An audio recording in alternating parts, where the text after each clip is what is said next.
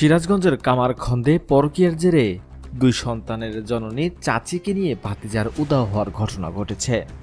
গত সোমবার উপজেলার চরকুড়া এলাকায় এ ঘটনা ঘটলেও সম্প্রতি বিষয়টি জানাজানি হলে ওই এলাকায় চাঞ্চল্য সৃষ্টি হয়েছে।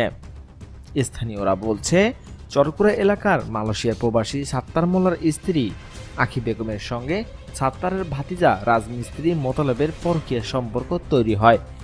এ ব্যাপারে আখি বেগমের স্বামী ও শ্বশুরবাড়ির লোকজন জানলে তাকে সংশোধন হওয়ার কথা বলে শাসন করেন।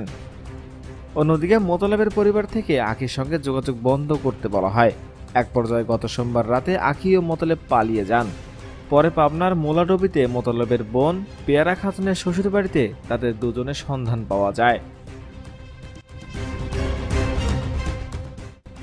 এ বিষয়ে কামারখান্দা থানার ভারপ্রাপ্ত কর্মকর্তা রেজাউল ইসলাম জানান, চরকুড়া গ্রামে চাচিকে নিয়ে ভাতিজা উধাও হওয়ার ঘটনা শুনেছে মাত্র।